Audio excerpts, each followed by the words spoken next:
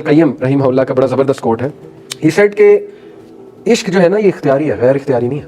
और जो कहता है गैर इख्तियारी है वो मेरे नज़दीक वो झूठ बोलता है। वो बहुत ही रेयर है, बहुत ही रेयर है कि कोई गैर इख्तियारी तौर पे किसी से जी आप क्लेम करें मुझे जी प्यार हो गया किसी से। अच्छा खासा ये इख्तियारी होता है। इब्न अल कय्यम ने बताया इसके स्टेप्स हैं। किसी को देखना ये आपके इख्तियार में है, या ना देखना ये तो इख्तियार में है। तो किसी पे नज़र डालना, फिर बार बार डालना, फिर उसको फॉलो करना। जैसे वो एक स्टोरी हम सुनाते हैं, फर्जी स्टोरी यूथ क्लब के लेक्चर्स में, कि एक फर्जी मिसाल मैं आपको देता हूँ कि एक लड़का यूनिवर्सिटी में गया, एडमिशन लिया, और ये हर दूसरे नौजवान की स्टोरी है। और उसने तहिया किया कि वो 4 GPA लेगा, और उसने अज़म किया बहुत बड़ा। लेकिन वो अज़म अभी ये कर ही रहा था कि सामने से शुमाइला गुजरी, एक फर्जी खातून, और वो अज़म करते करते एकदम उसकी नज़र शुमाइला पे गई, और उसने मुड़ के देखा उसे, और फिर उसने दोबारा देखा। चलो एक तो है ना गलती से नज़र पड़ गई, लेकिन दूसरी तो इख्तियारी थी ना, उसने दोबारा देखा। और उसके बाद ना सिर्फ देखा, उसने चेज़ किया, क्योंकि वो मूवीज़ ने ये मैसेज दिया हुआ है कि वो फलाना एक्टर चेज़ करता है। उसने चेज़ किया, फिर उसने जो है वो गाड़ी तक फॉलो किया, गाड़ी तक छोड़ के आया। उसके बाद उसने नंबर प्लेट नोट की, और फिर उसने अपने दोस्त को, उस दोस्त का फर्जी नाम ने रखा इफ़ी, ऐसे दोस्त ज़्यादा इफ़ी होते हैं, इफ़ी बट, उसको कॉल लगाई जी कि तेरे भाई को प्यार हो गया, यानी सिर्फ देखते ही प्यार हो गया। तो उसके दोस्त ने कहा मसला ही कोई नहीं भाभी, अभी मैं पता कराता हूँ भाभी कौन है। तो बहरहाल फिर वो घर आया लड़का, उसने फेसबुक खोला, इंस्टा खोला, सर्च किया, शुमाइला लिखा, और 50 शुमाइला नीचे आ गई। और फिर उसने सेलेक्ट किया कि कौन है जिनसे मुझे प्यार हो गया। वो सेलेक्ट किया, देखा, प्रोफाइल खोली, स्टॉक करता रहा। ये सब इख्तियारी है ना, खुद फंसा रहा है ना अपने आप को। इसमें गैर इख्तियारी क्या है, मुझे कोई समझा दे। खुद इन्वॉल्व अपने आप को वो कर रहा है, क्योंकि अनफॉर्चुनेटली लड़का अच्छा है, लड़का ईवल नहीं है, लड़की भी अच्छी है, अच्छे घरानों से होंगे, लेकिन अनफॉर्चुनेटली वो ऐसा क्यों कर रहे हैं? क्योंकि एक तो डिसीव्ड है बेचारे, दूसरा ये कि मूवीज ने ये दिखा दिया। हर मूवी का मैसेज ये प्यार करो, हर मूवी का मैसेज ये कि तुम्हें होना चाहिए, अगर नहीं है तो तुम एबनॉर्मल हो। तो फिर story goes on like this कि वो आखिरकार निकाल ही लेता है उसे उस शुमाइला का प्रोफाइल, फिर स्टॉक करता है, देखता है, प्यार बढ़ता जाता है, सो कॉल्ड प्यार। और उसके बाद फिर वो एक दिन आ जाता है, वो बाबरकत दिन इन इन्वर्टेड कॉमर, जब वो सोचता है फ्रेंडशिप रिक्वेस्ट भेजूं। फिर वो फ्रेंडशिप रिक्वेस्ट भेजता है, फिर डेली देखता है एक्सेप्ट हुई कि नहीं हुई, एक्सेप्ट हुई कि नहीं हुई। फिर मैसेज करता है, व्हाट्सएप का नंबर भी निकलवा लेता है, डेली देखता है ब्लू टिक आया कि नहीं आया, ब्लू टिक आया। तो ये खुद वो अपने आप को ट्रबल में डाल रहा है। ठीक है, ये उसका फॉल्ट है, और अगले को भी ट्रबल में डालने वाली बात है। कई ऐसी लड़कियां हमें, मैंने आपको लास्ट टाइम भी बताया था, अच्छी खासी स्टूडेंट्स हैं, टॉपर्स हैं, बस इस चक्कर में पढ़ी तो पढ़ाई भी गई, टाइम भी वेस्ट हुआ, और वो फजूल में जो है वो एंड में फिर बदमज़गी भी पैदा हुई, बात भी नहीं बनी असल में। तो वो खुद अपने आप को लड़का इन्वॉल्व किया जा रहा है, फिर चैटिंग की कोशिश कर रहा है, और एंड में फिर यही रिजल्ट निकलता है कि नहीं मेरे माँ बाप नहीं मान रहे, या मेरे कज़न के रिश्ते आ रहे हैं, या लड़का ये कहता है कि मेरी शादी कहीं और तय होने वाली है। वो हो जाता है, उसके बाद जो है वो डिप्रेस होते हैं, और डिप्रेस होने के बाद सीखने की बजाय वो फिर परवीन के पीछे पड़ जाते हैं, एक और लड़की के पीछे पड़ जाते हैं। यानी वो मैसेज ये गया हुआ है कि अब इसका जख्म का मरहम एक और लड़की ही फील करेगी, और उनको भी ये मैसेज गया हुआ है कि लड़का छोड़ गया तो मरहम एक लड़का ही फील करेगा। हराम रिलेशन है, और हराम से कभी भी आपको कुछ अच्छा नहीं मिलने वाला, ना सुकून मिलने वाला है। ये लव नहीं है, ये प्लेजर है। एक ये प्लेजर है, दूसरा ये वो वाली अटैचमेंट है जो अल्लाह ने मना फरमाई। देखें इबादत का कॉन्सेप्ट क्या है, इबादत का मीनिंग समझें। इबादत में 3 चीज़ें आती हैं, एक्सट्रीम लव, बहुत मोहब्बत, जब आपको किसी से बहुत मोहब्बत हो जाए, नंबर 1। नंबर 2, जब उससे आपकी बहुत अटैचमेंट हो जाए, दूसरी चीज़ है अटैचमेंट। और नंबर 3 कि जब आप उसके सामने बहुत आजिज हो जाए, शदीद, आप बिछ जाए उसके लिए। ये 3 चीज़ें इबादत का फ़लसफ़ा है। तो अल्लाह ताला का राइट है ये 3 चीज़ें। ओके, नंबर 1 एक्सट्रीम मोहब्बत अल्लाह से, कि अल्लाह से है मुझे शदीद मोहब्बत। वो अल्लाह ने फरमाया ना, वल्लज़ीना आमनू अशद्दु हुब्बन लिल्लाह, यही आयत है कि वो लोग जो ईमान लाते हैं वो शदीद मोहब्बत अल्लाह से करते हैं। नंबर 2 एक्सट्रीम अटैचमेंट, अटैच्ड है, उनकी जो दिल है ना वो उधर लगा हुआ है, अल्लाह के साथ, मस्जिद के साथ, अजान की तरफ तवज्जो है, अल्लाह की तरफ अटैचमेंट है ना, अल्लाह की तरफ सारी की सारी तवज्जो है। और number 3 extreme reverence and humility, Allah के आगे हम्बल है, बहुत ज़्यादा आजिज है, बिछ जाना जिसे कहते हैं। ये 3 चीज़ें जब एक इंसान से आप करते हैं तो आप उसकी इबादत कर रहे हैं। ये हमारी यूथ को समझ नहीं आती, और मोस्ट पीपल इबादत कर रहे हैं एक दूसरे की, खुसूसन हमारी जो खवातीन, अल्लाह माफ़ करे, वो बिछ जाती हैं एक बंदे के लिए। नंबर 2 वो शदीद हर चीज़ दे देती हैं, अपना दिल, अपना सब कुछ, तन मन धन।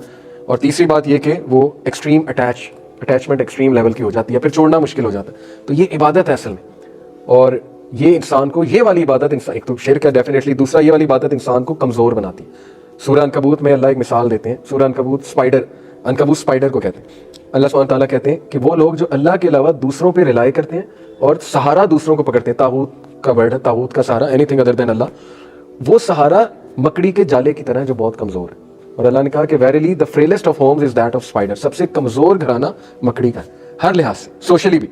आपको पता है एनिमल जो एक्सपर्ट्स हैं, जो इसको स्पाइडर्स को भी स्टडी करते हैं, वो कहते हैं कि स्पाइडर जो होती है ना फीमेल, वो अपने शौहर को भी मार देती है, बच्चों को भी मार देती है, यानी सोशली भी उसका घराना बहुत वीक है, फ्रेल है। और वैसे तो है ही, स्पाइडर का जाला क्या होता है, हाथ मारा खत्म हो गया। तो इन रिलेशंस की मिसाल अल्लाह ने ये दी जिसमें रिलायंस दूसरों पे, एक है कि आपके अच्छे जज्बात हैं, खैर ख्वाही वाले जज्बात हैं अगले के लिए, वो तो जायज़ है, क्योंकि जज्बात तो फिर हज़रत खदीजा रज़ियल्लाहु अन्हा के भी थे रसूलुल्लाह सल्लल्लाहु अलैहि वसल्लम, लेकिन वो बड़े प्योर फीलिंग्स थी, खैर ख्वाही की फीलिंग्स थी और फॉर द राइट रीजंस थी।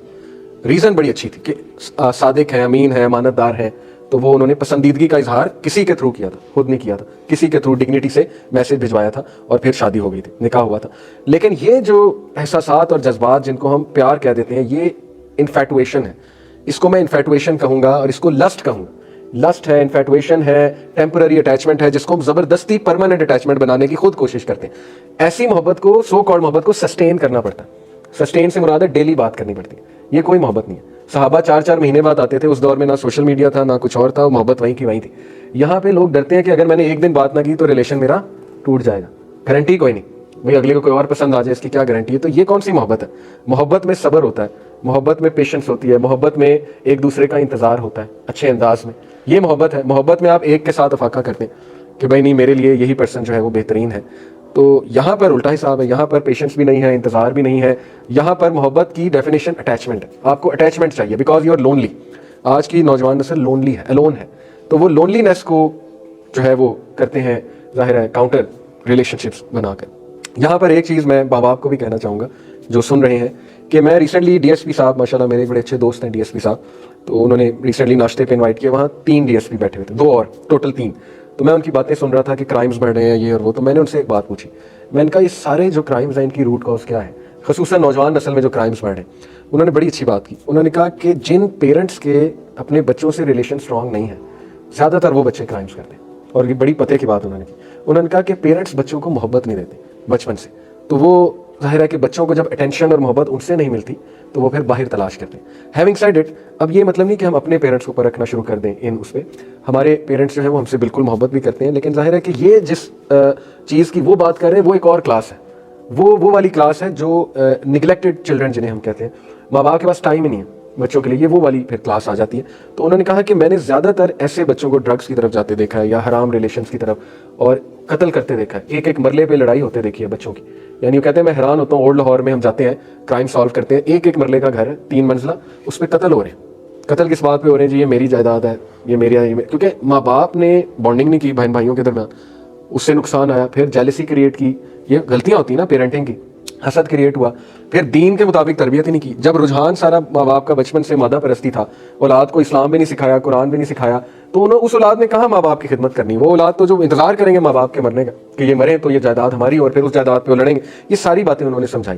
तो बात असल में है कि जितनी फैमिली स्ट्रांग है, जितना फैमिली यूनिट स्ट्रांग है, याद रखें उतना मामला अच्छा है। तो अगर किसी की लाइफ में कोई कमी आ गई है, ये जितनी मैं बातें कर रहा हूँ, तो अब वो नेगेटिव ना सोचे, वो बल्कि ये सोचे कि जो कमी मेरी जिंदगी में रह गई है वो मैंने अपने बच्चों के लिए नहीं आने दी, ये पॉजिटिव सोच है। ठीक है, इस पर गम करते रहना कि मैं रुल गया, मेरे लाइफ में कमी थी, ये नेगेटिव सोच है, इससे कोई सोल्यूशन नहीं निकलेगा। बल्कि अब आप ये सोचें कि इंशाल्लाह जब मेरी शादी होगी कल को, तो मैं अपना फैमिली यूनिट स्ट्रांग बनाऊंगा और मैं अपनी फैमिली पे खास तवज्जो दूंगा, उन्हें दीन की तालीम दूंगा अपने बच्चों को। जो हो गया सो हो गया, उसको भूलें और आगे बढ़ने की इंशाल्लाह जो है कोशिश करें।